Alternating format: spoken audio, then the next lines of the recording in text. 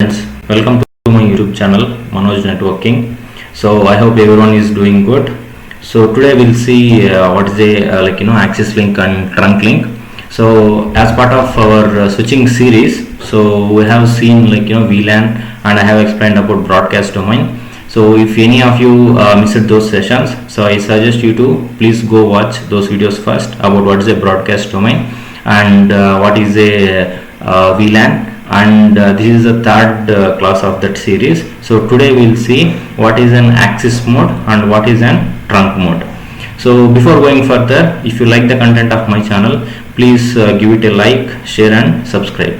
So what is basically an access link and what is a trunk link? So basically switches will come in two ports or two flavors, right? I mean this is my switch and it can have multiple ports, and from here we can connect end user computers like computer 1, computer 2, computer 3 and so on. And now this switch will connect to another switch, or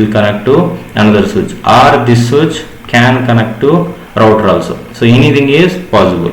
Okay, so here to differentiate the links, so what we need to do, whenever the switch is going and talking to end user, so this we need to keep it in access mode, and if it is a connection from switch to router or from switch to switch, we need to keep it in trunk mode. This is very important. Okay, if it is a switch to switch connection, we need to keep that port in trunk mode, and if it is a switch to router also, we need to keep it in trunk mode only. Okay, the reason being is access layer. If I put access layer, so the definition of access layer means it has the capability to take only one VLAN.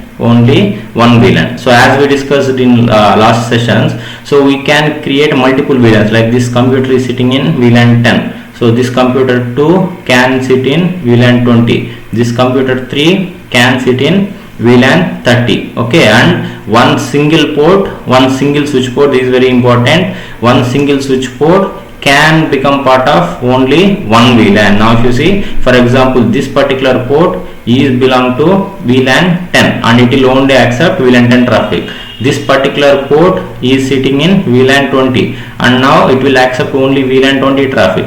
Now this particular port is sitting in VLAN 30. Now let's say the same people, VLAN 10, let's say there is one more computer here in another switch or in another floor, we have this computer 1 sitting in VLAN 10. So now they both want to communicate. So here is VLAN 10, here is VLAN 10. Now what will happen, how the traffic should go from this computer? First it should go to switch, and from this switch it should go to this switch, and finally the traffic will go to computer 1. But these switches, there should be some mechanism to identify, because the traffic is coming from multiple VLANs. It could be VLAN 10, 20, 30, VLAN 40 and so on. Okay, so now to differentiate who is sending the traffic, so we need to make this port as a trunk mode, and please understand both sides you need to make it as a trunk. So here also we need to configure trunk, so here also we need to configure as a trunk. Both sides we need to make the configurations as trunk and trunk, so that trunk has the capability to carry multiple VLAN traffic. Very important. What is the definition of trunk mode? Means it can carry multiple VLAN traffic. Multiple means it could be 2, it could be 10, it could be 5 VLANs also. Okay, so before doing the lab, let me just walk you through some theory. So basically as I said, so these are the overall ports. So these are, let's say this is a Catalyst 3500 series switch with access ports marked in green color. Now you see this is a 24 port switch, this is a 24 port switch. So from these RJ45 cables we can connect computers. Like let's say this is computer 1, this is computer 2, this is computer 3 and this is computer 4, and you can keep whatever the VLAN you want. So now here to here the connection will be access, because from switch ports going to end users, the connection will be access. So access links are access mode also we can call. So access mode are most common type of links on VLAN switch. So all network hosts connected to these switches access links in order to gain access to the local network, of course. So they will gain access to the local network. So as I said, here is a Catalyst 3500 series switches, and this is how it will be looking like. Whereas if you carefully see these two people, we need to make, because from here maybe the connection is going to router, or maybe the connection can go to switch also, to other building switch or to the core switch. So from here to, maybe for redundancy they have placed like two switches also. So here, from here to here, this should be in trunk mode. Because these ports, they need to carry multiple VLAN traffic like VLAN 10, 20, 30, 40 and so on. So I'll be showing some lab also, so that you will get some idea. So let me complete some basic theory. So access mode, so if you see one single switch, multiple VLANs are there like VLAN 1, VLAN 2 and all servers are connected, and that's how all the ports will be in access. But whereas if you see trunk mode, as I said, between the switches there should be trunk mode. Between the switches, if you see the connection from all switch to switch, the connection from this switch to this switch, this switch to this switch, this to this one. Okay, now if you see, they all are in trunk links, okay. So without trunk, what will happen means, if you didn't configure between the switches as trunks, so the VLAN traffic will not pass on over to the all the switches. Because if you see, here they have VLAN 3, here they have VLAN 4, here they have VLAN 6, here they have VLAN 5, VLAN 2, multiple VLANs are running in my organization. So that's why between the links you need to have trunk links. Between the switch links it should be trunk, then only the traffic will pass over. So as I discussed, and if you see, these two are the trunk links. So these two are the trunk links, and it should be configured as a trunk links, very important. And yes, this is a place where we will see how the frame tagging will happen. Again, this is a layer 2 technology, very important. Okay, so wherever you are talking about VLAN and trunking, frame tagging also will come to picture. Okay, let me explain with some scenario. Now if you see, you have two switches, switch 1 and switch 2.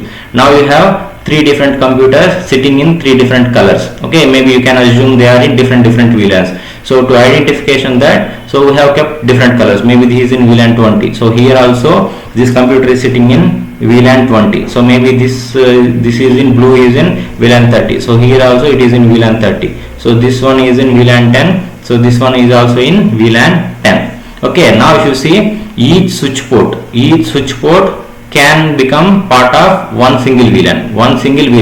But now this switch is running three VLANs. VLAN 10 it is running, VLAN 20 it is running, VLAN 30 also it is running. The same story here also. So each switch port is capable of handling one VLAN traffic. Now this switch port is capable of handling VLAN 30, this switch port is capable of handling VLAN 20. But this switch should manage all the VLANs, because that's my production data. So it should, this switch should know who is VLAN 10, what is VLAN 20 and what is VLAN 30, and even if we put show VLAN, it will show the same thing. So it will say, I know VLAN 10, I know VLAN 20, I know VLAN 30.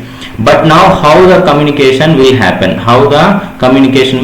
Between these switches? Like let's say this VLAN 20 computer, this red computer here in VLAN 20 sitting in switch 1 wanted to go and talk to this red computer sitting in VLAN 20. Now what will happen? The packets or frames will reach to switch on this port. Normally for layer 2 it will come as a frames. Normally in layer 2 we will call it as that a frames. But here is the magic will happen. So now that switch will add one tag.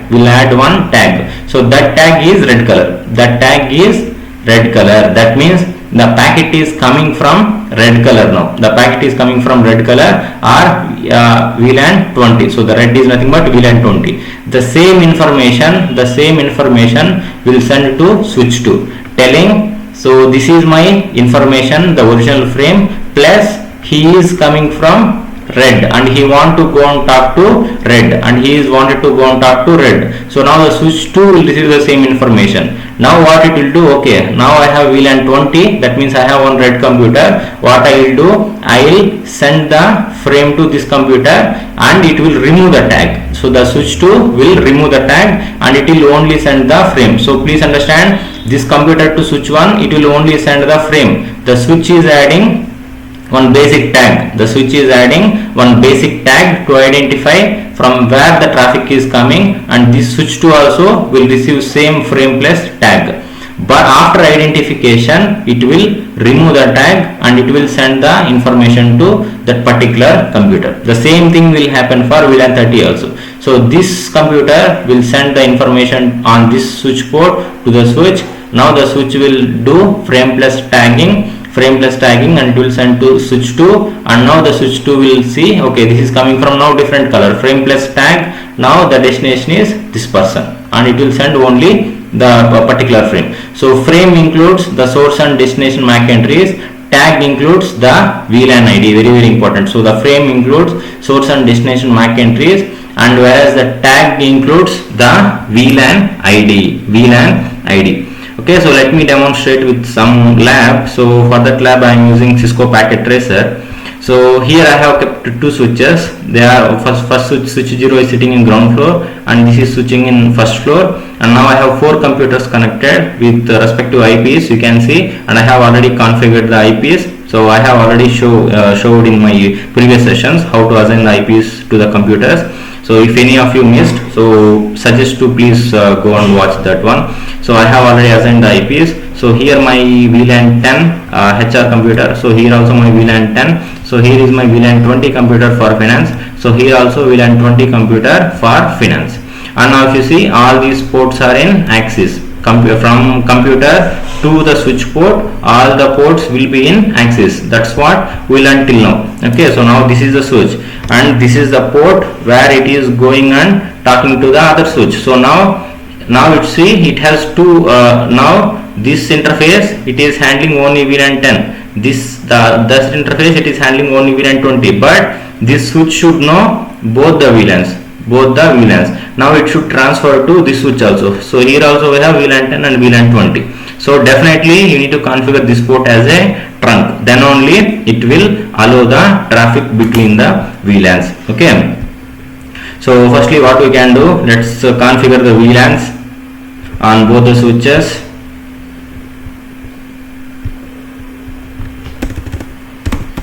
So enable config T VLAN 10. I'll just move it so that you can see the diagram.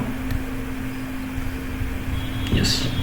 So now VLAN 10 I am just naming as HR, and I have VLAN 20 name is finance. Very good. And then assign the ports to particular VLAN. So like let's say this is FA0/2 to be keep in VLAN 10. Okay, very simple. How we can do that? So interface FA0/2 switch port axis VLAN 10. Now if you see, this is what I am talking. So now I am keeping this port in axis mode. Now I am keeping this because FA0/2 is a end user computer port. That's why I am keeping this particular port in the axis. Okay, and the other port to have it interface FA0/1. So switch port axis VLAN 20. Very simple. So what I have done, let me show you. So show VLAN. So if you see, just make it big. So show VLAN, if you see, I have two VLANs created, HR and finance, and I have associated respective ports to that interfaces. Now okay, trunk is still missing. So CLI of the other switch, config T. So directly now I am not creating the VLAN separately. I'll directly assign the interfaces. Let's see what will happen. So interface FA0/2. So switch port axis VLAN 10. Okay, so now if you say axis VLAN is not created earlier, so that's why the switch is creating one VLAN automatically, and that is absolutely fine. So now I have another interface FA0/1. So that we need to keep it in VLAN 20.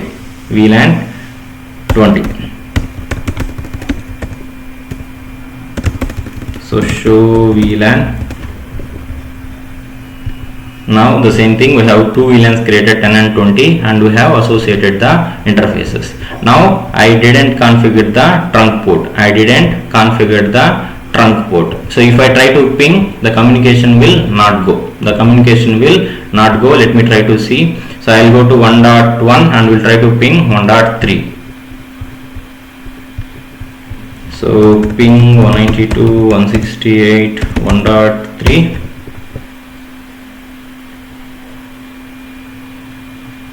It will not ping because we haven't configured the trunk interface. So to do that, the command is this very simple. Go to this particular switch, that particular port GI0/1, config T interface GI0/1, switch port mode trunk. We can do this, switch port trunk, allow VLAN. This also we can do 10 and 20. So the same thing to be configured on the other side, and by default they are in access mode only. So config T interface GI0/1, switch port mode trunk, allow the VLAN 10 and 20. Very good. So now let me quickly show run. So we can see the configurations here. Now if you see, switch port 1 is in VLAN 20, switch port 2 is in VLAN 10, and we have interfaces with trunk is allowed on the uplink interfaces. Okay, so on GI0/1, this is going towards to the other switch, and I have switch port mode trunk, and switch port mode trunk allow the VLAN 10 and 20 configured. We can even copy paste it, okay, to the other switch. That also will work. So now we have all the configurations ready. Now let's go and try to ping 1.3. Now if you see, we have the connectivity. That means this particular person sitting from VLAN 10, he is in ground floor switch. So this computer is going and talking to this switch, and now they have added frame plus tag, and now it went to this switch and finally delivered to 1.3. I hope the session is informative. So if you have any feedbacks, please do let me know, and thanks for watching.